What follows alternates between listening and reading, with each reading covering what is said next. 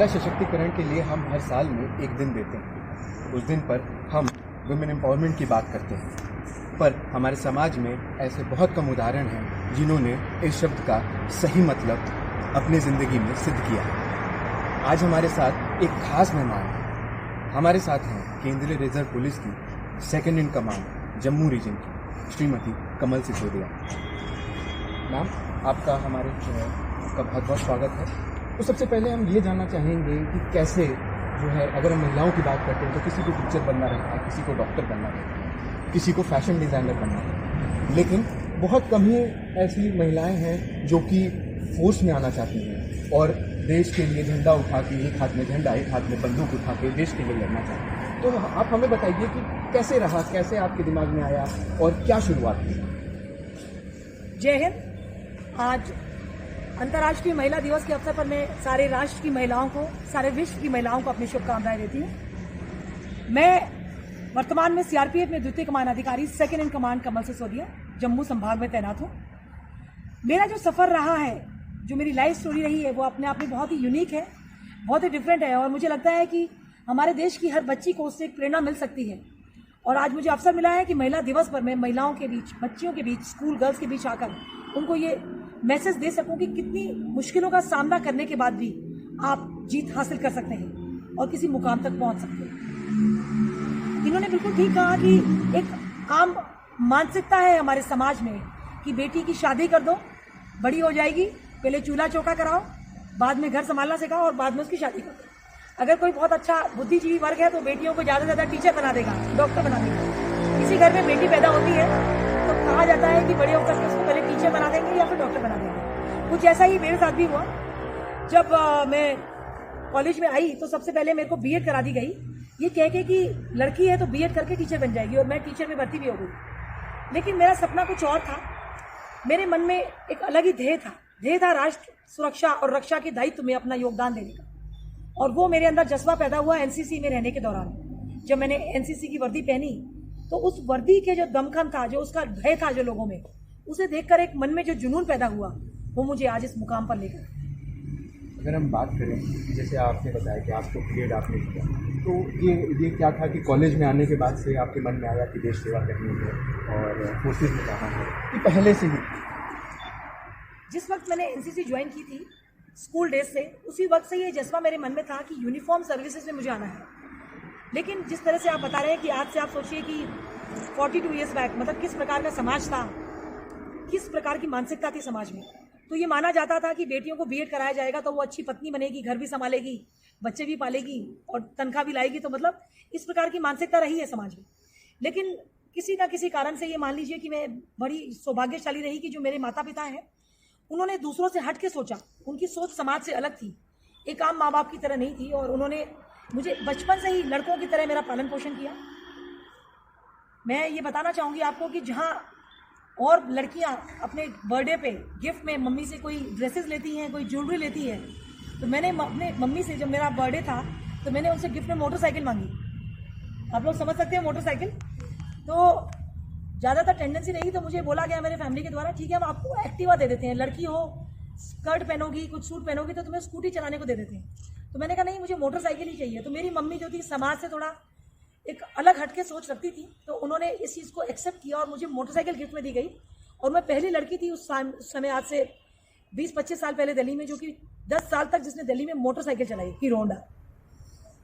तो इस तरीके से फिर आपने कॉलेज में गए, उसके बाद फोर्सेज में जाने का बाद मोटरसाइकिल चलाना, कराटे और तमाम चीज़ें, तो क्या कोई स्टीरियोटाइप आपको मतलब नहीं किया गया सामाजिक जो होता है कि अरे लड़की है ये ऐसे कर रही है, लड़की है ऐसे कर रही है, नहीं करना चाहिए, शादी नहीं होती, तमाम चीज़ें होती हैं, इस टाइप के चीज़ों का आपको सामना नहीं करना पड़ा?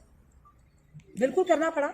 जब आप जीवन में आगे बढ़ना चाहते हैं, किसी मुकाम पे पहुंचना चाहते हैं, और ख़ास तौर से जब आप एक लड़की हैं, तो आपके लिए जो चुनौतियां हैं वो दोगुनी हो जाती हैं।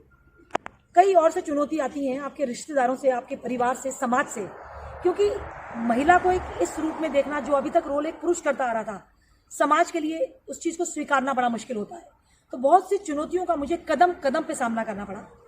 और आप जानते ही हैं कि किस प्रकार से हमारे समाज में, जहाँ पे बहुत अच्छे लोग भी हैं, तो कुछ अवांछित तत्व ऐसे भी हैं जो महिलाओं का जीना मुश्किल कर देते हैं, दुश्वार कर देते हैं। तो उस प्रकार की गतिविधियां जब होती हैं, तो मैंने ये महसूस किया कि अगर मैं एक वर्दीधारी जॉब में आती हूँ, मैं अगर यूनिफॉर्म पहनती हूँ, तो न केवल अपने स्वयं के लिए मैं एक सुरक्षित समाज का निर्माण कर सकती हूँ, बल्कि वो समाज की समस्त महिलाओं के लिए, बालिकाओं के लिए, बच्चियों के लिए मैं अपना योगदान दे सकती हूँ कि मैं उनको एक सुरक्षित समाज प्रदान कर सकती हूँ।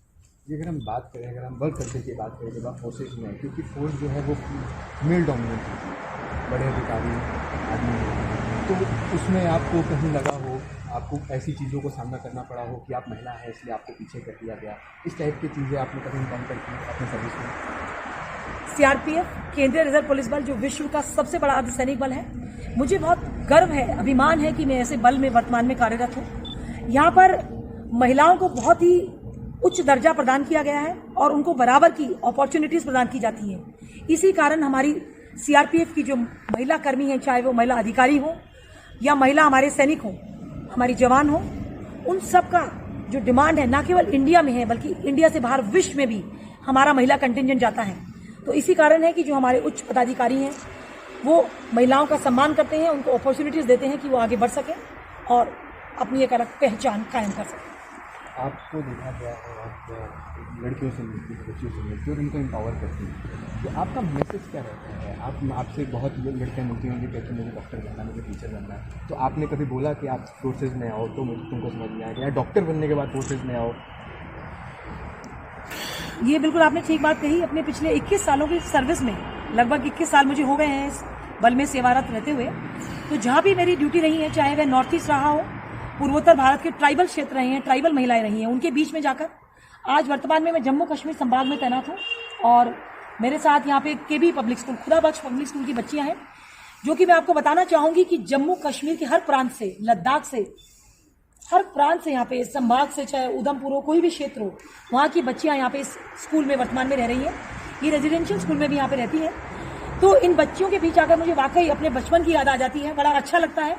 एक नया जोश और उत्साह का मेरे अंदर संचार होता है और मैं सभी बच्चियों को हमेशा यही कहती हूँ कि अपने आप को सीमित ना रखें, अपने पंखों को खुला छोड़ दें।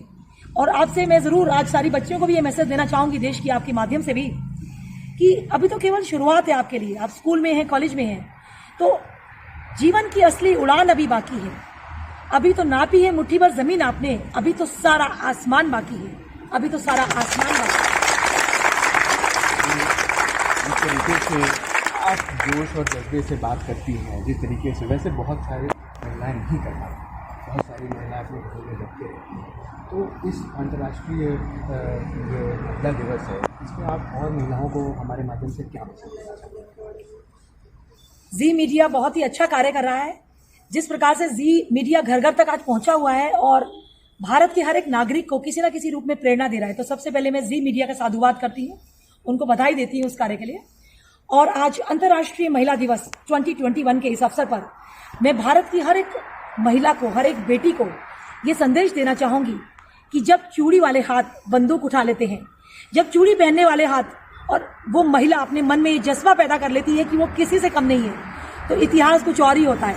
तो आपको ये संदेश देना चाहूंगी कि अपने आप को किसी से भी कभी कम ना आके, और आपको मैं जरूर कहना चाहूंगी कि आप सेल्फ डिफेंस टेक्निक्स यानी कि आत्मरक्षा के तरीके जरूर सीख लें। उसके लिए आपको कोई भुजाओं में बल लाने की आवश्यकता नहीं है, केवल कुछ सेल्फ डिफेंस की बेसिक तकनीक आपको आनी चाहिए, ताकि आप किसी भी पुरुष पर किसी भी कारण से कभी भी निर्भर ना रहें। स्वयं आत्म रक्षा करने का तरीका आपको जरूर आना चाहिए और अपने आत्मसम्मान के लिए, अपनी मर्यादा के लिए, अपने अभिमान के लिए आपको जरूर एक स्टैंड लेना चाहिए और हर चुनौती का मुकाबला करने के लिए तैयार रहना चाहिए। और उसके लिए हर वर्दीधारी महिला आपके साथ है हमेशा, हर पल।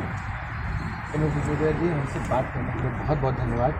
हमारे साथ थी महिला सशक्तिकरण की सबसे बड़ी उदाहरण, केंद्रीय रिजर्व पुलिस की second in command Jammu region, Shrimati Kamal Sisodia. Jammu से जी मीडिया के लिए गौरव द्विवेदी। जय हिंद, जय हिंद, जय हिंद, जय हिंद। भारत माता की जय, भारत माता की जय, भारत माता की जय, भारत माता की जय।